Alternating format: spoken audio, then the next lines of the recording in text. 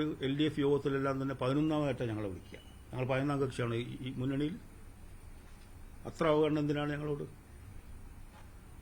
ഞങ്ങൾ വലിഞ്ഞു കയറി വന്നവരൊന്നുമല്ല. ഞങ്ങളെ LDFൽ ക്ഷണിച്ചിട്ട് കൊണ്ടുവന്നതാണ്. 11ാമത്തെ പാർട്ടിയാണോ ഞങ്ങൾ? ആ രീതിയിലാണ് ഞങ്ങളെ പരിഗണിക്കുന്നത്.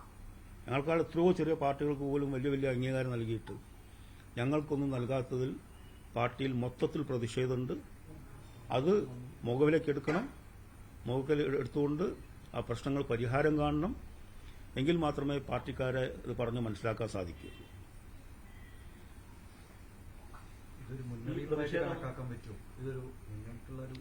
മുന്നറിയിപ്പല്ല, ഞങ്ങളുടെ കാര്യങ്ങൾ ഞങ്ങൾ തുറന്നു പറയുന്നതാണ്. അത് പറയണ്ടേ? ഞങ്ങൾ LDFൽ പറഞ്ഞിട്ടുണ്ട്. ഞങ്ങൾ ഇതുവരെ പുറത്തങ്ങനെ പറയാറില്ല. LDF ഞങ്ങൾ പലതവണ പറഞ്ഞിട്ടുണ്ട്. ഞാൻ നേരത്തെ പറഞ്ഞല്ലോ, കത്ത് നൽകിയിട്ടുണ്ട്. ഞങ്ങളുടെ പ്രശ്നങ്ങൾ ഞങ്ങൾക്ക് പറയാതിരിക്കാൻ സാധിക്കുമോ?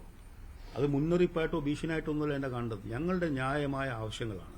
അത് ന്യായമാണ് എന്നുണ്ടെങ്കിൽ പരിഗണിക്കണം. അത്രേ ഉള്ളൂ. ഈ ഏറ്റവും ഒടുവിലത്തെ LDF യോഗത്തിൽ ഇതിന്റെ ഭാഗമായിട്ടാണോ അങ്ങ് വിട്ടത്? ഞാൻ വിട്ടുനിന്നിട്ടില്ല. എനിക്ക് അന്ന് പോകാൻ പറ്റാത്തതുകൊണ്ടാണ്. ഞാൻ 2-3 യോഗങ്ങൾ പങ്കെടുത്തില്ല. മറ്റേ ഞാൻ തന്നെ പങ്കെടുക്കാറുണ്ട്.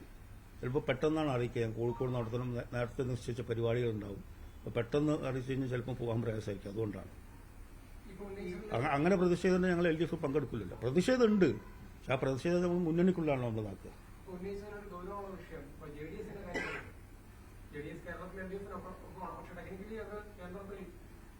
NDAയുടെ ഭാഗമാണ്. അത് നേരത്തെ UDF ഉന്നയിച്ചു വരുന്ന വിഷയമാണ്.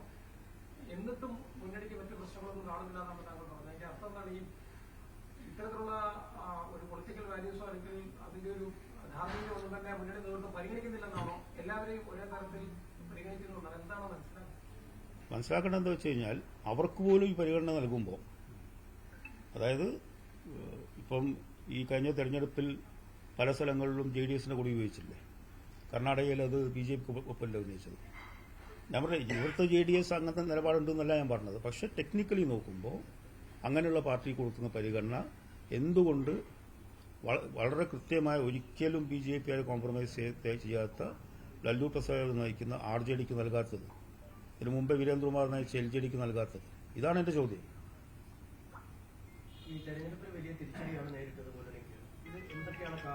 ആ കാരണങ്ങൾ ഞാൻ വിശദീകരിച്ചാണല്ലോ സമയത്ത്. തെരഞ്ഞെടുപ്പ് കഴിഞ്ഞ് വോട്ടെണ്ണൽ കഴിഞ്ഞ് അടുത്ത ദിവസം ഞാൻ ആ കാര്യങ്ങൾ പറഞ്ഞതാണ്. അതിൽ ആവർത്തിക്കേണ്ട ഒരു കാര്യമില്ല. അപ്പം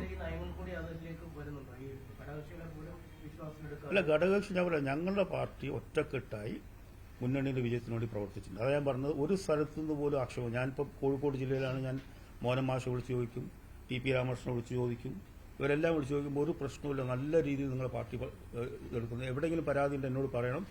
ഒരു പരാതി പോലും കേരളത്തിൽ ഞങ്ങളുടെ പാർട്ടിയുടെ ഭാഗങ്ങളിൽ നിന്ന് ഒരാളും ഉന്നയിച്ചില്ല. അതിന്റെ അർത്ഥം പൂർണ്ണമായും ഞങ്ങൾ ഈ തെരഞ്ഞെടുപ്പിൽ പൂർണ്ണമായും ഞങ്ങൾ പ്രവർത്തിച്ചു വോട്ട് ചെയ്തു എന്നുള്ളത് തന്നെയാണ്. ഈ ഇടയ്ക്ക് RJD എല്ലാ സ്ഥാനങ്ങളും തെരഞ്ഞെടുക്കപ്പെട്ട, അതായത് സർക്കാർ തന്ന സ്ഥാനങ്ങൾ രാജിവെക്കാൻ വേണ്ടി പോകുന്നുള്ളൊരു കത്ത് നൽകി. അതിനെ തുടർന്ന് ഒരു ഉഭയകക്ഷി ചർച്ച നടന്നിരുന്നല്ലോ. അന്ന് മുഖ്യമന്ത്രിയും LDF കൺവീനറുമായുള്ള ചർച്ച. അതിനുശേഷം അന്ന് തീരുമാനിച്ച ഒന്നും പിന്നെ നടപ്പിലായില്ല.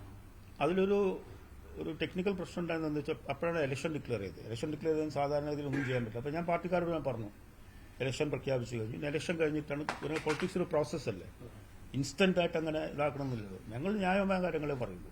അതുകൊണ്ട് ഇലക്ഷൻ വരെ ഞങ്ങൾ കാത്തുനിന്നു. ഇനി അങ്ങോട്ട് ഞങ്ങൾ പറഞ്ഞ കാര്യങ്ങൾ പരിഗണിക്കണം.